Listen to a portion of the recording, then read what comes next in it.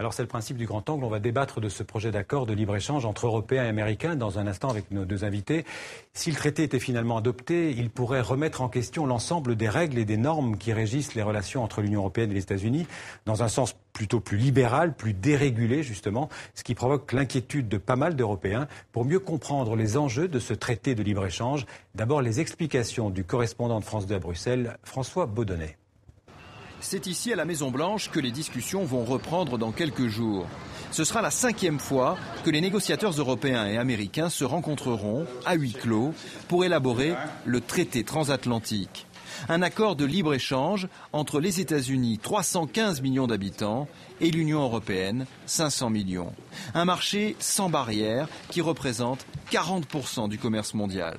S'il est signé, ce traité concernera l'agriculture, l'industrie, l'énergie, les produits chimiques, la santé, mais aussi les appellations comme Roquefort ou Champagne. Et dans la région de Bordeaux, la peur des vignerons, c'est que les États-Unis obtiennent le droit d'utiliser le terme château. La notion de château est une notion typiquement bordelaise, associée à la notion de cru de Bordeaux. Et je pense que les Américains, s'ils veulent développer leur marque, ont mieux à faire que de venir puiser dans notre patrimoine. Un grand château made in USA, un cauchemar que les Bordelais n'espèrent jamais voir. Dans notre vie quotidienne, le traité transatlantique aura, c'est sûr, de nombreuses conséquences. Ces détracteurs affirment que les États-Unis exporteront chez nous leurs poulets désinfectés au chlore, leurs fruits et légumes OGM et surtout leur bœuf aux hormones. Pour le commissaire européen qui traite avec Washington, ce sont des mensonges. Quand un commissaire européen qui a la compétence pour cette négociation dit très clairement devant le Parlement européen qu'il n'y aura pas d'importation de bœuf aux hormones, il faut le faire confiance. La question n'est pas de croire ou de ne pas croire le commissaire européen, qui probablement, dans quelques mois, ne sera plus commissaire européen. La question de la santé, la question des modes de production dans l'agriculture, aux États-Unis, en Europe, sont dans la négociation, donc les risques sont là. Et les négociations entre l'Europe et les États-Unis achoppent sur un point encore plus crucial. Qui réglera les conflits commerciaux qui ne manqueront pas de naître ? Le plus probable est qu'il ne soit pas confié à la justice traditionnelle, mais à un tribunal arbitral, où 3 experts, des juges privés, tranchent les différends. Problème, ce système risquerait de favoriser les multinationales. Des entreprises américaines de la chimie pourraient par exemple attaquer l'État français parce qu'il interdit le bisphénol A dans l'alimentaire. Enfin, les discussions sur le traité entre les États-Unis et l'Europe manquent-elles de transparence ? Certes, il est difficile d'obtenir des informations sur leur avancement, mais c'est une discrétion indispensable, selon la Commission européenne. Il n'y a pas de secret du tout, mais il y a naturellement, dans toute négociation, un certain degré de confidentialité qui est nécessaire pour rendre la négociation possible. Lorsqu'un accord sera trouvé entre Washington et Bruxelles, s'ils y arrivent, le traité transatlantique devra être validé par le Parlement européen. Ce sera le premier dossier à fort enjeu des nouveaux élus. Alors avec nous en plateau pour parler de ce traité Europe-États-Unis, d'abord Nathalie Coutinet, bonsoir. Bonsoir. Vous êtes économiste, maître de conférence à l'Université Paris 13, Paris-Nord, membre des économistes atterrés selon vous par l'aveuglement du libéralisme économique et de ses réponses à la crise économique et financière actuelle. Vous êtes opposé à ce traité de libre-échange. En face de vous, Philippe Juvin, bonsoir. Bonsoir. Vous êtes député européen à l'UMP, vous siégez avec le Parti populaire européen au Parlement européen.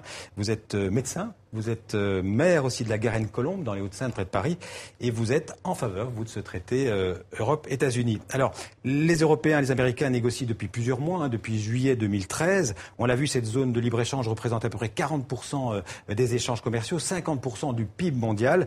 Philippe Juvin, quels seraient les avantages de ce traité ? On a dit augmenter donc la croissance et créer des emplois. Oui. Tout d'abord, permettez-moi de revenir sur le reportage que nous venons de voir. Je vous le dis tout à fait poliment, mais enfin, c'est un enfilage de fantasmes. En fait, le traité, c'est pas du tout ça. Le traité, ce n'est pas un traité de libre-échange. Ce n'est pas un traité de libre-échange, mais pas du tout. On nous refait le coup de la directive Bolkestein. Vous vous souvenez, le plombier polonais qu'on n'a toujours pas vu arriver. C'est ça qu'on est en train de nous refaire. C'est un enfilage, pardonnez-moi, ce reportage de fantasmes. Pourquoi ? Ce n'est pas un traité de libre-échange, je vais vous dire en 30 secondes. Oui, allez-y. C'est un traité qui a un but principal, c'est de fixer des normes communes aux Américains et aux Européens. Et c'est en contrôlant les normes qu'on arrivera à contrôler le commerce mondial et à s'imposer aux Chinois. Et donc l'affaire, elle est là. C'est qu'aujourd'hui, vous savez qu'entre l'Europe et les États-Unis, il y a du commerce et les Européens exportent plus aux États-Unis que les Américains exportent chez nous. Donc l'affaire, elle est là. Définition face aux Chinois. Est-ce que ce sont les Américains qui vont imposer leurs normes aux Européens ou les Européens qui vont imposer? Tout l'objet de la discussion, c'est que nous, depuis Delors, 85, acte unique, eh bien, nous sommes arrivés entre Européens à mettre en place des normes communes. Ça n'existe nulle part ailleurs. Nous sommes beaucoup plus normés communément entre États européens que ne le sont les États fédéraux américains. C'est bien ce que certains Européens craignent qu'on détricote avec cet accord américain. L'idée, justement, c'est d'arriver face aux Chinois, qui n'attendent que ça, à imposer des normes communes entre les deux grands, c'est-à-dire les États-Unis et l'Europe, et faire en sorte que demain, les Chinois doivent respecter ces normes communes. Alors, Nathalie Coutinet, il faut s'adapter aux normes américaines. Alors c'est ce qu'aimeraient bien les États-Unis sur un certain nombre de points, puisque les normes en Europe, les normes et réglementations sont souvent plus restrictives, notamment parce que les Européens appliquent le principe de précaution pour les produits, c'est-à-dire que s'il est supposé être dangereux ou s'il est éventuellement dangereux, il est interdit. C'est à ce motif que les OGM sont extrêmement contrôlés en Europe, tandis que les États-Unis appliquent le principe de la preuve, ce qui est un principe beaucoup plus libre. Et effectivement, les normes sont globalement plus faibles aux États-Unis qu'en Europe. Par exemple, justement sur les OGM, est-ce que les agriculteurs français pourraient ne pas devoir utiliser des OGM? Est-ce qu'ils pourraient s'opposer? Mais répondez à ma question. Évidemment, oui. Est-ce qu'ils pourront continuer à s'opposer aux OGM? Mais c'est pire que ça. C'est que dans le mandat que nous avons voté au Parlement européen, nous avons donné un mandat à la Commission pour discuter en notre nom. Nous avons dit qu'il y avait deux exceptions. Il y avait l'exception culturelle, la fameuse exception culturelle qui est très importante pour les Français, et il y avait la sécurité sanitaire. Donc demain, le bœuf, alimentaire, pardon. Donc le bœuf arrosé aux hormones ou aux OGM, etc., qui a des cornes comme ça et comme ça n'existera pas. Mais non, ce n'est pas dans le mandat de négociation. Nous avons exclu que ça soit dans le mandat de négociation. Ça a été voté par le Parlement européen.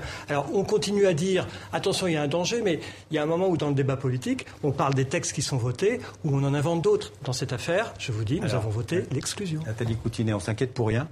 Non, on ne s'inquiète pas pour rien. Il y a les normes. Vous avez lu, madame, le texte que nous avons voté? Écoutez, c'est très difficile d'avoir des informations. Alors, j'ai effectivement le mandat de négociation qui est extrêmement léger, ce qui a fuité, puisque normalement, on ne devrait pas l'avoir. C'est le Parlement qui l'a voté en séance plénière. Oui, ils viennent de voter le fait qu'il faudrait diffuser plus largement le mandat. On ne sait pas exactement comment se placer une négociation. On peut parler une seconde de cette relative discrétion. Oui. Mais là aussi, excusez-moi. Vous trouvez que les négociations se font à livre ouvert? Madame me dit que, le mandat n'est pas connu. Il a été voté en séance publique plénière en 2013. Donc il est connu. Il suffit de le lire. Mais le problème, c'est que c'est un débat très français qui consiste à découvrir l'Europe tous les 5 ans. En disant, il se passe des trucs. Bah oui, il se passe des trucs tous les mois. Deuxième point, le mandat de négociation, il a été voté, mais ensuite, dans le cours de la négociation, qu'est-ce qui se passe? On ne va pas, nous, arriver les Européens, la gueule enfarinée, en disant, voilà, c'est ce qu'on veut négocier. On a évidemment un jeu secret qu'on ne dit pas aux Américains. C'est une négociation. Mais qu'on ne dit à personne. Mais si, madame, tous les mois. Il y a aussi des réglementations sur les services. Il y a un certain nombre de réglementations qui sont en cause. Tous les mois, la Commission européenne vient devant le Parlement, devant une commission du Parlement, dire où en sont les négociations. Êtes-vous au courant? Je ne suis pas au Parlement européen. Très bien, mais il faut venir les séances au public. On a vu dans le reportage que vous avez critiqué tout à l'heure la question des appellations contrôlées, par exemple, du vin. Est-ce que, question très simple, est-ce que ces appellations vont être remises en cause, pourraient être remises en cause par ce futur traité s'il est adopté? Et c'est justement pour les protéger qu'on veut ce traité. En fait, on commerce avec les États-Unis depuis toujours. On n'a pas besoin de ce traité pour commercer avec les États-Unis. On a en revanche besoin de ce traité pour se protéger et adopter des normes communes. Donc les châteaux... château Fouroc que vous montrez, il sera protégé. À tel point, je suis très intéressé que vous ayez montré un exploitant vinicole, mais son syndicat, jeudi dernier, le syndicat des exploitants vinicoles français a dit « Nous voulons de cet accord ». C'est quand même très curieux. On parle du fromage, par exemple, les appellations, les fromages, pour les marques de fromage, pareil. De la même manière, il faut les protéger. Et cet accord n'est pas un traité de libre-échange, c'est un traité qui va définir des normes. Je me répète, mais c'est ça l'histoire. Écoutez, moi je ne suis pas tout à fait d'accord avec ce que dit mon interlocuteur. Il y a alors il y a les normes agricoles, il y a aussi les normes en termes de pharmacie, il y a un renforcement des droits des brevets, il y a une libéralisation dans le champ des services. Donc il n'y a pas que la sécurité alimentaire qui est en cours. Puis il y a d'autres éléments qui inquiètent beaucoup dans ce traité. Il y a l'organe de règlement des différends, les investisseurs-États, c'est extrêmement important, c'est potentiellement extrêmement grave. Je vais essayer d'expliquer aux gens de quoi il s'agit. On appelle ça la protection des investisseurs étrangers. C'est-à-dire que le nouveau traité, vous m'arrêtez si je me trompe, donnerait aux entreprises le droit d'attaquer un État si l'entreprise estime que la décision d'un État est contraire à ses intérêts. Et le cœur de la question, c'est de savoir qui va rendre l'arbitrage. Est-ce que le traité va créer une cour d'arbitrage spécifique? Qui va rendre l'arbitrage entre les États et les entreprises? Dans tous les traités internationaux, nous avons signé un traité avec la Corée en 2011, nous avons signé un traité avec le Canada, qui n'est pas encore avalisé. Ouais. Dans tous ces traités, il y a une disposition qui prévoit quoi faire si quelqu'un s'estime lésé dans l'application de ce traité, en disant un État, les États-Unis, ne respectent pas le traité. Il faut bien qu'on définisse qui est responsable. Et donc il y a deux manières d'agir. Soit on agit auprès des juridictions nationales, en l'occurrence des États-Unis, si moi je suis exportateur français, soit on dit on a un tribunal arbitral. Et donc dans tous ces traités, c'est pas celui-ci, c'est une règle générale, dans un sujet très complexe, on dit qu'on préfère un tribunal arbitral. Pourquoi ? Parce que le risque, si vous attaquez les États-Unis d'Amérique, alors que vous êtes une société française, en disant les Américains refusent d'appliquer le traité qu'ils ont signé, est-ce que vous croyez que les tribunaux américains vont donner raison à la société française? Ça veut dire donc que ça contourne les parlements nationaux, ça contourne le Parlement européen. On parle d'un mode de résolution des conflits. Ça met des situations quand même particulières. La firme suisse Philip Morris a attaqué l'Uruguay, vous le savez, et demande 2 milliards de dollars de réparation contre l'Uruguay qui a pris des mesures conforme à l'OMS contre le tabac dans son pays. Philip Morris attaque, il demande 2 milliards de dollars de réparation. C'est 5% à l'État uruguayen. C'est 5% du PIB de l'Uruguay. Si la décision sera rendue en 2015. Alors c'est dommage parce qu'on ne le saura pas. Mais attendez, laissez-moi terminer. Ce qui est très intéressant, c'est que par exemple le MEDEF, qui défend les industriels français, préfère un tribunal de ce genre plutôt que les tribunaux fédéraux américains. Les décisions publiques, les décisions de l'État, les décisions prises démocratiquement. Les États prennent des décisions. Dans le cas de l'Uruguay, décident de protéger, de mettre en place des lois anti-tabac, encore une fois conformément à l'OMS. Une firme de tabac attaque et l'État uruguayen risque de se retrouver condamné à payer des sommes folles. Et juste je termine, si la décision est conforme à ce que souhaite Philip Morris, ça ferait que tous les pays du Sud se verraient empêchés d'appliquer les normes. Arrêtez les fantasmes. C'est pas un fantasme. Non, le mot conclusion, c'est que c'est un traité comme un autre. Et dans le passé, l'Europe a négocié des traités qui nous ont permis de gagner des marchés. La Corée du Nord, en 2011, était un épouvantail. Désormais, la Corée du Nord, nous sommes en bénéfice commercial avec eux. Nous sommes dans un monde où nous avons intérêt à être protégés. Et pour être protégés, il nous faut des traités qui permettent de fixer des règles. Le reste, ne nous refaites pas le coup de la directive Bolkestein, je ne refais le coup de rien du tout. Je dis juste qu'on est face à un traité extrêmement libéral qui veut casser un certain nombre. Vous ne l'avez pas lu. Pardon.